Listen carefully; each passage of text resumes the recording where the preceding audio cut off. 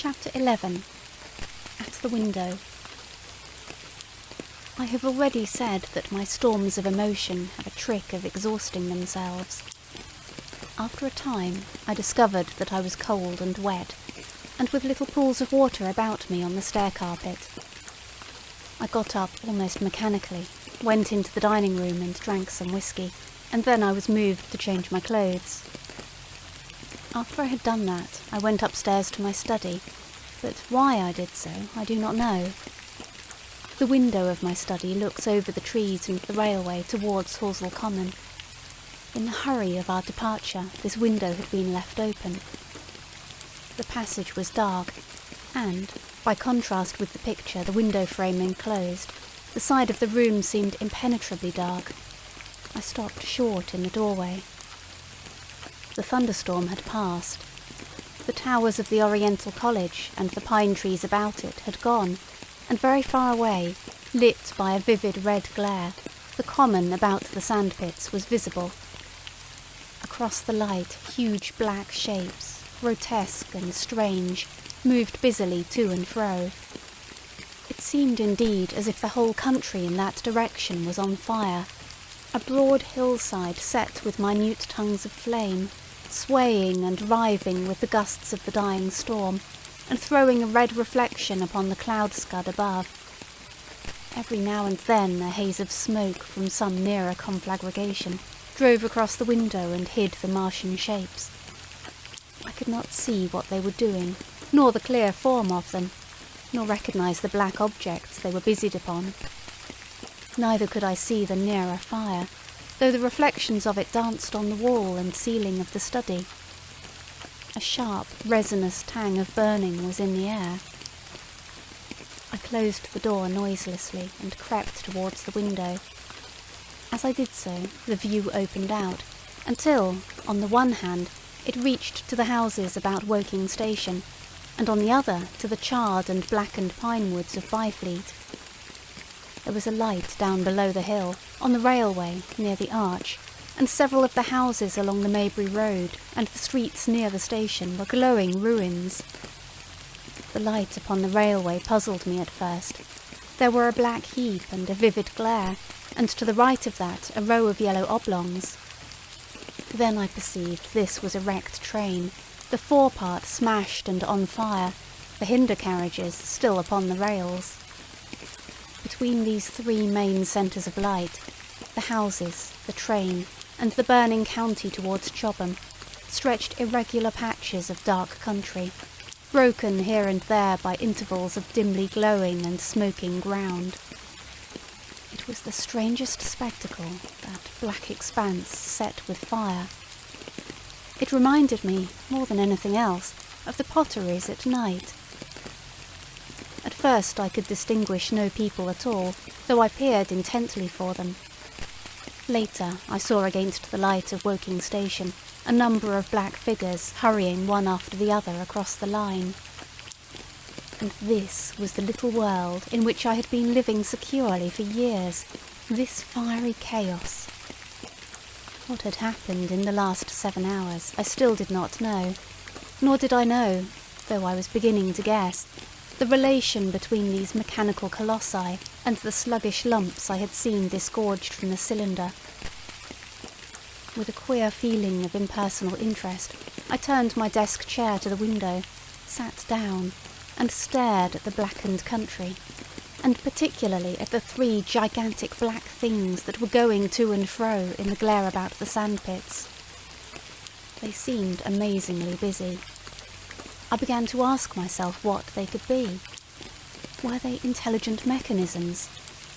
Such a thing I felt was impossible. Or did a Martian sit within each, ruling, directing, using, much as a man's brain sits and rules in his body? I began to compare the things to human machines, to ask myself for the first time in my life how an ironclad or a steam engine would seem to an intelligent lower animal. The storm had left the sky clear, and over the smoke of the burning land the little fading pinpoint of Mars was dropping into the west when a soldier came into my garden. I heard a slight scraping at the fence, and rousing myself from the lethargy that had fallen upon me, I looked down and saw him dimly, clambering over the palings. At the sight of another human being, my torpor passed, and I leaned out of the window eagerly. "Hist," said I in a whisper. He stopped astride of the fence in doubt. Then he came over and across the lawn to the corner of the house. He bent down and stepped softly. "Who's there?" he said, also whispering, standing under the window and peering up. "Where are you going?" I asked. "God knows." "Are you trying to hide?" "That's it." "Come into the house," I said. I went down, unfastened the door and let him in, and locked the door again. I could not see his face. He was hatless and his coat was unbuttoned. "My God," he said as I drew him in. "What has happened?" I asked. "What hasn't?" In the obscurity I could see he made a gesture of despair. "They wiped us out. Simply wiped us out," he repeated again and again. He followed me almost mechanically into the dining room. "Take some whiskey," I said, pouring out a stiff dose. He drank it. Then abruptly he sat down before the table, put his head on his arms, and began to sob and weep like a little boy, in a perfect passion of emotion, while I, with a curious forgetfulness of my own recent despair, stood beside him, wondering. It was a long time before he could steady his nerves to answer my questions, and then he answered perplexingly and brokenly. He was a driver in the artillery, and had only come into action about 7. At that time firing was going on across the common, and it was said the first party of Martians were crawling slowly towards their second cylinder, under cover of a metal shield. Later, this shield staggered up on tripod legs, and became the first of the fighting machines I had seen. The gun he drove had been unlimbered near Horsell, in order to command the sandpits, and its arrival it was that had precipitated the action. As the limber gunners went to the rear, his horse trod in a rabbit hole and came down, throwing him into a depression of the ground. At the same moment the gun exploded behind him, the ammunition blew up, there was fire all about him, and he found himself lying under a heap of charred dead men and dead horses. I lay still, he said, scared out of my wits, with the forequarter of a horse atop of me. We'd been wiped out. And the smell, good God, like burnt meat. I was hurt across the back by the fall of the horse, and there I had to lie until I felt better. Just like a parade it had been a minute before, then stumble, bang, swish. Wiped out, he said. He had hid under the dead horse for a long time, peeping out furtively across the common. The Cardigan men had tried a rush, in skirmishing order, at the pit, simply to be swept out of existence. Then the monster had risen to its feet, and had begun to walk leisurely to and fro across the common among the few fugitives, with its head-like hood turning about, exactly like the head of a cowled human being. A kind of arm carried a complicated metallic case, about which green flashes scintillated, and out of the funnel of this there smoked the heat ray. In a few minutes there was, so far as the soldier could see, not a living thing left upon the common, and every bush and tree upon it, that was not already a blackened skeleton, was burning. The hussars had been on the road beyond the curvature of the ground, and he saw nothing of them. He heard the Maxims rattle for a time, and then become still. The giant saved Woking Station and its cluster of houses until the last. Then in a moment the heat ray was brought to bear, and the town became a heap of fiery ruins. Then the thing shut off the heat ray, and turning its back upon the artillerymen, began to waddle away towards the smouldering pine woods that sheltered the second cylinder. As it did so, a second glittering titan built itself up out of the pit. The second monster followed the first, and at that the artillerymen began to crawl very cautiously across the hot heather ash towards Horsell. He managed to get alive into the ditch by the side of the road, and so escaped to Woking. There his story became ejaculatory. The place was impassable.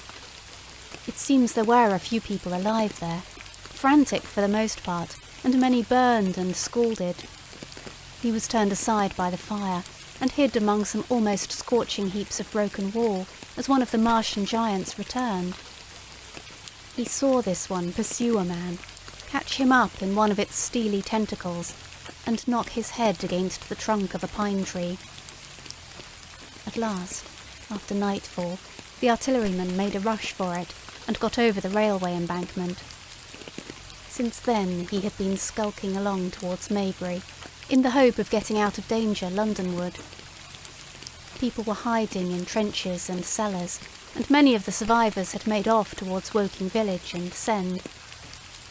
He had been consumed with thirst until he found one of the water mains near the railway arch smashed, and the water bubbling out like a spring upon the road. That was the story I got from him, bit by bit. He grew calmer telling me, and trying to make me see the things he had seen. He had eaten no food since midday, he told me early in his narrative, and I found some mutton and bread in the pantry and brought it into the room. We lit no lamp for fear of attracting the Martians, and ever and again our hands would touch upon bread or meat. As he talked, things about us came darkly out of the darkness, and the trampled bushes and broken rose trees outside the window grew distinct. It would seem that a number of men or animals had rushed across the lawn. I began to see his face, blackened and haggard, as no doubt mine was also. When we had finished eating, we went softly upstairs to my study, and I looked again out of the open window. In one night, the valley had become a valley of ashes. The fires had dwindled now. Where flames had been, there were now streamers of smoke. But the countless ruins of shattered and gutted houses, and blasted and blackened trees that the night had hidden, stood out now, gaunt and terrible in the pitiless light of dawn. Yet, here and there, some object had had the luck to escape. A white railway signal here, the end of a greenhouse there, white and fresh amid the wreckage. Never before, in the history of warfare, had destruction been so indiscriminate and so universal. And shining with the growing light of the east, 3 of the metallic giants stood about the pit, their cowls rotating as though they were surveying the desolation they had made. It seemed to me that the pit had been enlarged, and ever and again puffs of vivid green vapour streamed up and out of it towards the brightening dawn, streamed up, whirled, broke and vanished. Beyond were the pillars of fire about Chobham. They became pillars of bloodshot smoke at the first touch of day. Chapter 12. What I saw of the destruction of Weybridge and Shepperton. As the dawn grew brighter, we withdrew from the window from which we had watched the Martians, and went very quietly downstairs. The artilleryman agreed with me that the house was no place to stay in. He proposed, he said, to make his way Londonward, and thence rejoin his battery, number 12 of the Horse Artillery. My plan was to return at once to Leatherhead, and so greatly had the strength of the Martians impressed me that I had determined to take my wife to Newhaven and go with her out of the country forthwith. For I already perceived clearly that the country about London must inevitably be the scene of a disastrous struggle before such creatures as these could be destroyed. Between us and Leatherhead, however, lay the 3rd cylinder with its guarding giants. Had I been alone, I think I should have taken my chance and struck across country. But the artilleryman dissuaded me. "It's no kindness to the right sort of wife," he said, "to make her a widow." And in the end I agreed to go with him, under cover of the woods, northward as far as Street Cobham before I parted with him. Thence I would make a big detour by Epsom to reach Leatherhead. I should have started at once, but my companion had been in active service, and he knew better than that. He made me ransack the house for a flask, which he filled with whiskey, and we lined every available pocket with packets of biscuits and slices of meat. Then we crept out of the house, and ran as quickly as we could down the ill-made road by which I had come overnight. The houses seemed deserted. In the road lay a group of 3 charred bodies close together, struck dead by the heat ray, and here and there were things that people had dropped: a clock, a slipper, a silver spoon, and the like poor valuables. At the corner, turning up towards the post office, a little cart, filled with boxes and furniture, and horseless, heeled over on a broken wheel. A cash box had been hastily smashed open and thrown under the debris. Except the lodge at the orphanage, which was still on fire, none of the houses had suffered very greatly here. The heat ray had shaved the chimney tops and passed. Yet, save ourselves, there did not seem to be a living soul on Maybury Hill. The majority of the inhabitants had escaped, I suppose, by way of the old Woking road, the road I had taken when I drove to Leatherhead, or they had hidden. We went down the lane, by the body of the man in black, sodden now from the overnight hail, and broke into the woods at the foot of the hill. We pushed through these towards the railway without meeting a soul. The woods across the line were but the scarred and blackened ruins of woods. For the most part the trees had fallen, but a certain proportion still stood, dismal grey stems, with dark brown foliage instead of green. On our side the fire had done no more than scorch the nearer trees. It had failed to secure its footing. In one place the woodmen had been at work on Saturday. Trees, felled and freshly trimmed, lay in a clearing, with heaps of sawdust by the sawing machine and its engine. Hard by was a temporary hut, deserted. There was not a breath of wind this morning, and everything was strangely still. Even the birds were hushed, and as we hurried along, I and the artilleryman talked in whispers, and looked now and again over our shoulders. Once or twice we stopped to listen. After a time we drew near the road, and as we did so we heard the clatter of hooves, and saw, through the tree stems, 3 cavalry soldiers riding slowly towards Woking. We hailed them, and they halted while we hurried towards them. It was a lieutenant and a couple of privates in the 8th Hussars, with a stand like a theodolite, which the artilleryman told me was a heliograph. "You were the first men I've seen coming this way this morning," said the lieutenant. "What's brewing?" His voice and face were eager. The men behind him stared curiously. The artilleryman jumped down the bank into the road and saluted. "Gun destroyed last night, sir. Have been hiding. Trying to rejoin battery, sir. You'll come in sight of the Martians, I expect, about half a mile along this road." "What the dickens are they like?" asked the lieutenant. "Giants in armour, sir. 100 feet high, 3 legs and a body like aluminium, with a great mighty head in a hood, sir." "Get out," said the lieutenant. "What confounded nonsense." "You'll see, sir. They carry a kind of box, sir, that shoots fire and strikes you dead." "What do you mean? A gun?" "No, sir." And the artilleryman began a vivid account of the heat ray. Halfway through the lieutenant interrupted him and looked up at me. I was still standing on the bank by the side of the road. "It's perfectly true," I said. "Well," said the lieutenant, "I suppose it's my business to see it too. Look here," to the artilleryman. "We're detailed here, clearing people out of their houses. You'd better go along and report yourself to Brigadier General Marvin, and tell him all you know. He's at Weybridge. Know the way?" "I do," I said, and he turned his horse southward again. "Half a mile, you say?" said he. "At most," I answered, and pointed over the treetops southward. He thanked me and rode on, and we saw them no more. Farther along, we came upon a group of 3 women and 2 children in the road, busy clearing out a labourer's cottage. They had got hold of a little hand truck, and were piling it up with unclean-looking bundles and shabby furniture. they were all too assiduously engaged to talk to us as we passed. By Byfleet Station we emerged from the pine trees and found the country calm and peaceful under the morning sunlight. We were far beyond the range of the heat ray there, and had it not been for the silent desertion of some of the houses, the stirring movement of packing in others, and the knot of soldiers standing on the bridge over the railway and staring down the line towards Woking, the day would have seemed very like any other Sunday. Several farm wagons and carts were moving creakily along the road to Addlestone, and suddenly, through the gate of a field, we saw, across a stretch of flat meadow, 6 12-pounders, standing neatly at equal distances, pointing towards Woking.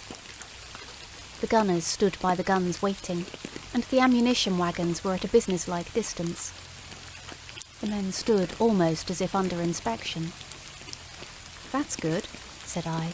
"They will get one fair shot at any rate." The artilleryman hesitated at the gate. "I shall go on," he said. Farther on towards Weybridge, just over the bridge, there were a number of men in white fatigue jackets throwing up a long rampart, and more guns behind. "It's bows and arrows against the lightning anyhow," said the artilleryman. "They haven't seen that fire beam yet." The officers who were not actively engaged stood and stared over the treetops southwestward, and the men digging would stop every now and again to stare in the same direction. Byfleet was in a tumult. People packing and a score of hussars, some of them dismounted, some on horseback, were hunting them about. 3 or 4 black government wagons, with crosses in white circles, and an old omnibus, among other vehicles, were being loaded in the village street. There were scores of people, most of them sufficiently sabbatical to have assumed their best clothes. The soldiers were having the greatest difficulty in making them realise the gravity of their position. We saw one shrivelled old fellow with a huge box, and a score or more of flower pots containing orchids, angrily expostulating with the corporal who would leave them behind. I stopped and gripped his arm. "Do you know what's over there?" I said, pointing at the pine tops that hid the Martians. "Eh?" said he, turning. "I was explaining these is valuable." "Death!" I shouted. "Death is coming! Death! Death!" And leaving him to digest that, if he could, I hurried on after the artilleryman. At the corner I looked back. The soldier had left him, and he was still standing by his box, with the pots of orchids on the lid of it, and staring vaguely over the trees. No one in Weybridge could tell us where the headquarters were established. The whole place was in such confusion as I had never seen in any town before. Carts, carriages everywhere, the most astonishing miscellany of conveyances and horseflesh. The respectable inhabitants of the place, men in golf and boating costumes, wives prettily dressed, were packing, riverside loafers energetically helping, children excited, and for the most part highly delighted at this astonishing variation of their Sunday experiences. In the midst of it all, the worthy vicar was very pluckily holding an early celebration, and his bell was jangling out above the excitement.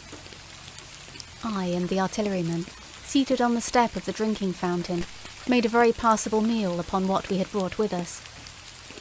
Patrols of soldiers, here no longer hussars, but grenadiers in white, were warning people to move now or to take refuge in their cellars as soon as the firing began. We saw, as we crossed the railway bridge, that a growing crowd of people had assembled in and about the railway station, and the swarming platform was piled with boxes and packages. The ordinary traffic had been stopped, I believe, in order to allow of the passage of troops and guns to Chertsey, and I have heard since that a savage struggle occurred for places in the special trains that were put on at a later hour. We remained at Weybridge until midday, and at that hour we found ourselves at the place near Shepperton Lock, where the Wey and Thames join. Part of the time we spent helping 2 old women to pack a little cart.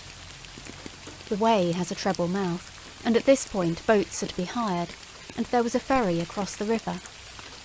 On the Shepperton side was an inn with a lawn, and beyond that the tower of Shepperton Church, it has been replaced by a spire, rose above the trees. Here we found an excited and noisy group of fugitives. As yet the flight had not grown to a panic, but there were already far more people than all the boats going to and fro could enable to cross. People came panting along under heavy burdens. One husband and wife were even carrying a small outhouse door between them, with some of their household goods piled thereon. One man told us he meant to get away from Shepperton Station.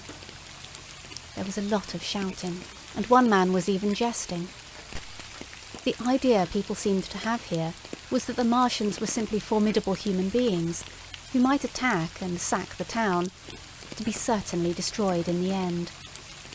Every now and then people would glance nervously across the way at the meadows towards Chertsey, but everything over there was still. Across the Thames, except just where the boats landed, everything was quiet, in vivid contrast with the Surrey side. The people who landed there from the boats went tramping off down the lane. The big ferry boat had just made a journey. 3 or 4 soldiers stood on the lawn of the inn, staring and jesting at the fugitives, without offering to help. The inn was closed, as it was now within prohibited hours. "What's that?" cried a boatman, and "Shut up, you fool," said a man near me to a yelping dog. Then the sound came again, this time from the direction of Chertsey, a muffled thud, the sound of a gun. The fighting was beginning. Almost immediately, unseen batteries across the river to our right, unseen because of the trees, took up the chorus, firing heavily one after the other. A woman screamed. Everyone stood arrested by the sudden stir of battle, near us and yet invisible to us. Nothing was to be seen save flat meadows, cows feeding unconcernedly for the most part, and silvery pollard willows, motionless in the warm sunlight. "The soldiers'll stop 'em," said a woman beside me doubtfully. A haziness rose over the treetops. Then suddenly we saw a rush of smoke far away up the river, a puff of smoke that jerked up into the air and hung, and forthwith the ground heaved underfoot, and a heavy explosion shook the air, smashing 2 or 3 windows in the houses near, and leaving us astonished. "Here they are!" shouted a man in a blue jersey. "Yonder! Do you see them? Yonder!" Quickly, one after the other, 1, 2, 3, 4 of the armoured Martians appeared, far away over the little trees, across the flat meadows that stretched towards Chertsey, and striding hurriedly towards the river. Little cowled figures they seemed at first, going with a rolling motion and as fast as flying birds. Then, advancing obliquely towards us, came a 5th. Their armoured bodies glittered in the sun as they swept swiftly forward upon the guns, growing rapidly larger as they drew nearer. One on the extreme left, the remotest that is, flourished a huge case high in the air, and the ghostly, terrible heat ray I had already seen on Friday night smote towards Chertsey and struck the town.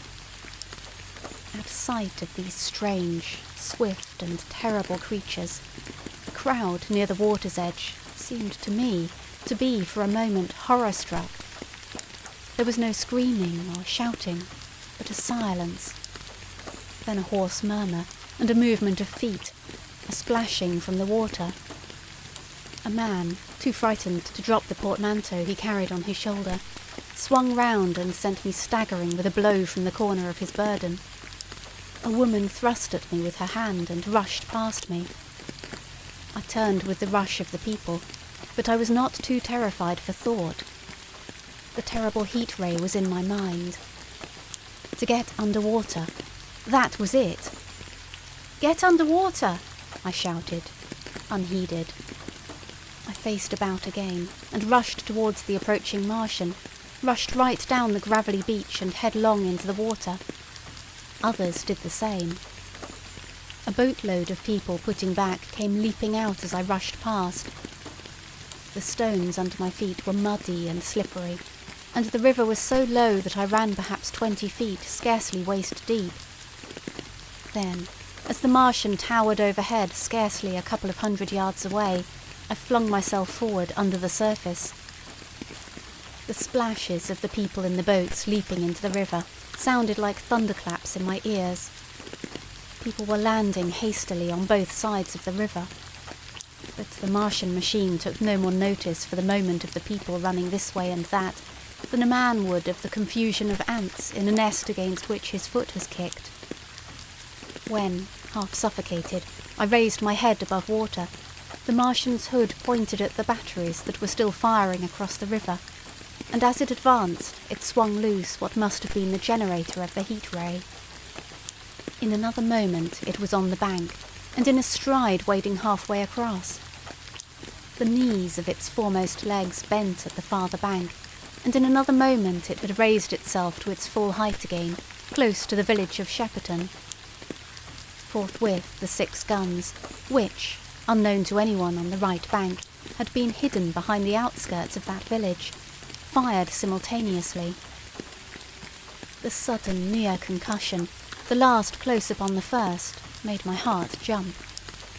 The monster was already raising the case, generating the heat ray, as the first shell burst 6 yards above the hood.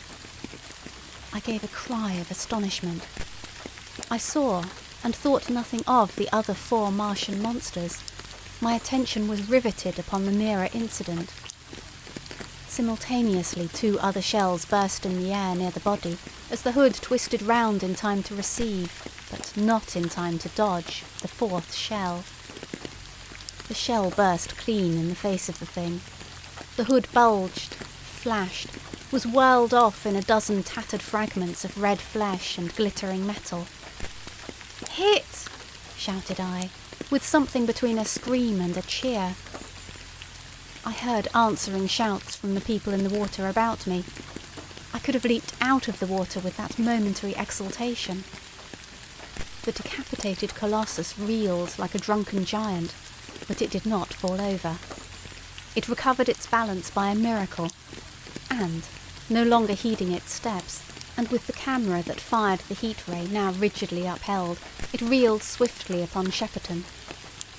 The living intelligence, the Martian within the hood, was slain and splashed to the 4 winds of heaven, and the thing was now a mere intricate device of metal whirling to destruction. It drove along in a straight line, incapable of guidance.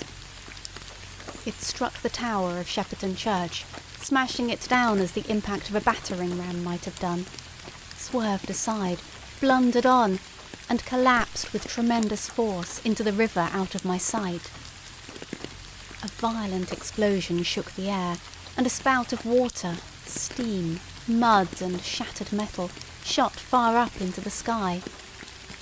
As the camera of the heat ray hit the water, the latter had immediately flashed into steam.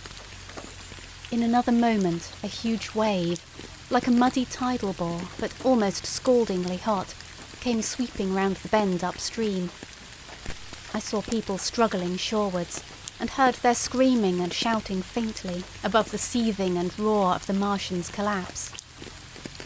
For a moment I heeded nothing of the heat, forgot the patent need of self-preservation. I splashed through the tumultuous water, pushing aside a man in black to do so, until I could see round the bend. 6 deserted boats pitched aimlessly upon the confusion of the waves. The fallen Martian came into sight downstream, lying across the river and for the most part submerged. Thick clouds of steam were pouring off the wreckage, and through the tumultuously whirling wisps I could see, intermittently and vaguely, the gigantic limbs churning the water and flinging a splash and spray of mud and froth into the air. The tentacles swayed and struck like living arms, and, save for the helpless purposelessness of these movements, it was as if some wounded thing were struggling for its life amid the waves. Enormous quantities of a ruddy brown fluid were spurting up in noisy jets out of the machine. My attention was diverted from this death flurry by a furious yelling, like that of the thing called a siren in our manufacturing towns. A man, knee-deep near the towing path, shouted inaudibly to me and pointed. Looking back, I saw the other Martians advancing with gigantic strides down the riverbank from the direction of Chertsey. The Shepperton guns spoke this time unavailingly. At that, I ducked at once under water, and, holding my breath until movement was an agony, blundered painfully ahead under the surface as long as I could. The water was in a tumult about me, and rapidly growing hotter. When, for a moment, I raised my head to take breath and throw the hair and water from my eyes, the steam was rising in a whirling white fog that at first hid the Martians altogether. The noise was deafening. Then I saw them, dimly, colossal figures of grey, magnified by the mist. They had passed by me, and two were stooping over the frothing, tumultuous ruins of their comrade. The third and fourth stood beside him in the water, one perhaps 200 yards from me, the other towards Laleham. The generators of the heat rays waved high, and the hissing beams smote down this way and that.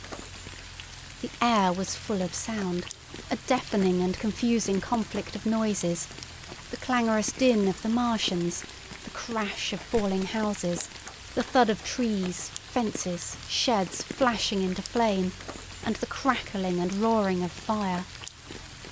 Dense black smoke was leaping up to mingle with the steam from the river, and as the heat ray went to and fro over Weybridge, its impact was marked by flashes of incandescent white that gave place at once to a smoky dance of lurid flames. The nearer houses still stood intact, awaiting their fate, shadowy, faint and pallid in the steam, with the fire behind them going to and fro. For a moment, perhaps, I stood there, breast high in the almost boiling water, dumbfounded at my position, hopeless of escape. Through the reek, I could see the people who had been with me in the river, scrambling out of the water through the reeds, like little frogs hurrying through grass from the advance of a man, or running to and fro in utter dismay on the towing path. Then suddenly, the white flashes of the heat ray came leaping towards me. The houses caved in as they dissolved at its touch and darted out flames. The trees changed to fire with a roar. The ray flickered up and down the towing path, licking off the people who ran this way and that, and came down to the water's edge not 50 yards from where I stood.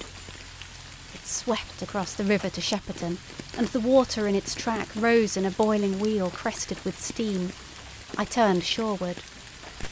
In another moment the huge wave, well nigh at the boiling point, had rushed upon me. I screamed aloud and scalded, half-blinded, agonized. I staggered through the leaping, hissing water towards the shore. Had my foot stumbled, it would have been the end. I fell helplessly, in full sight of the Martians, upon the broad, bare, gravelly spit that runs down to mark the angle of the Wey and Thames. I expected nothing but death. I have a dim memory of the foot of a Martian coming down within a score of yards of my head, driving straight into the loose gravel, whirling it this way and that, and lifting again. Of a long suspense, and then of the four, carrying the debris of their comrade between them, now clear, and then presently faint through a veil of smoke, receding interminably, as it seemed to me, across a vast space of river and meadow. And then, very slowly, I realized that, by a miracle, I had escaped.